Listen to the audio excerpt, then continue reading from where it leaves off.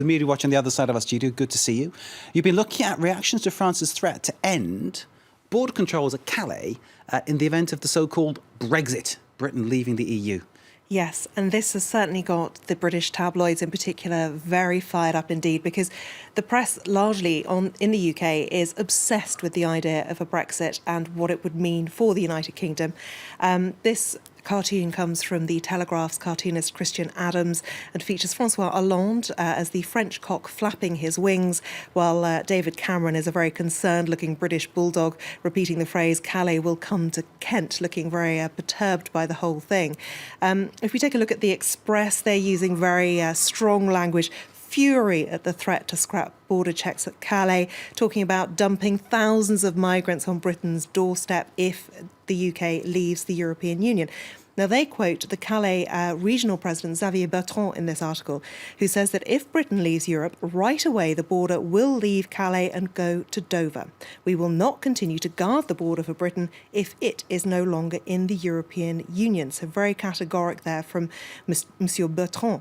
The Daily Mail is picking up on the fact that a lot of people believe the timing of this is something of a conspiracy, because the comments came from Emmanuel Macron. They were published in the Financial Times today on the day of an Anglo-French summit. François Hollande meeting with David Cameron, and of course it gave both those leaders a chance to reiterate those messages. David Cameron doesn't want the UK out of the EU.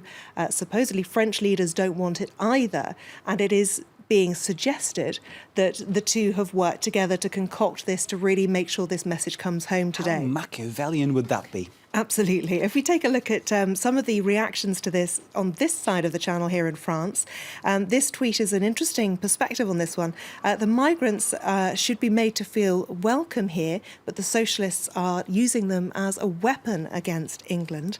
And this one too saying that France is not a waiting room for migrants heading to England.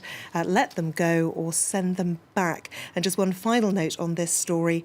This really sums up French opinion from L'Opinion, funnily enough, about David Cameron's bid to get special treatment really from Europe.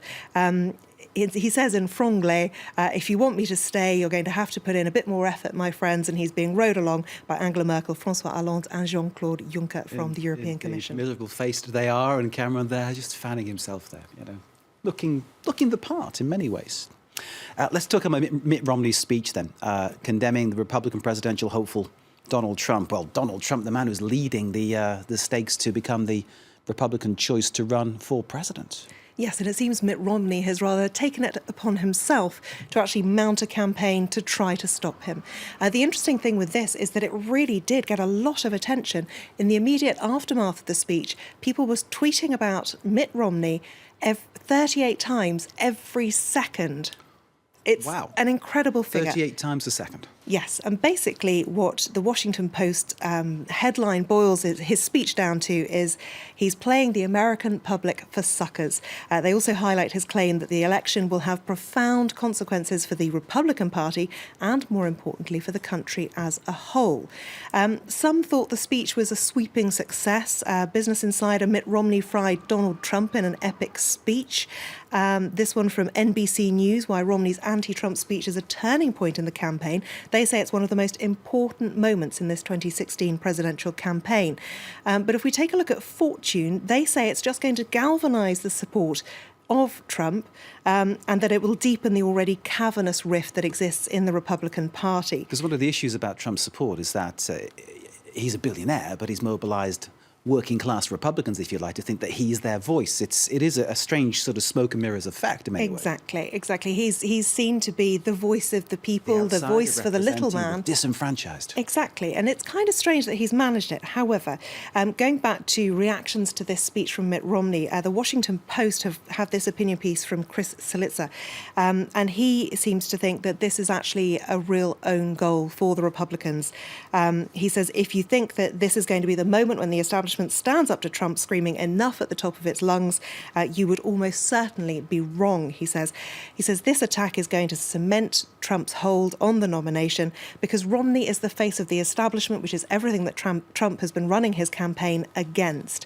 Now, of course, Trump's response to this was what you might have expected, very bombastic, quite rude.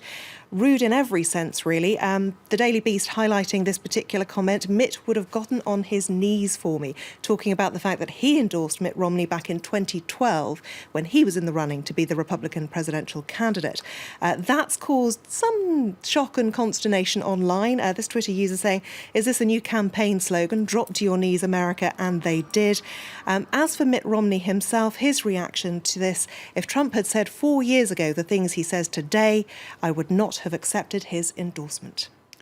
Emma with Media Watch, thank you very much indeed. Marcus with The Business, thanks to you. And thank you for watching too. Stay with us, more news to come.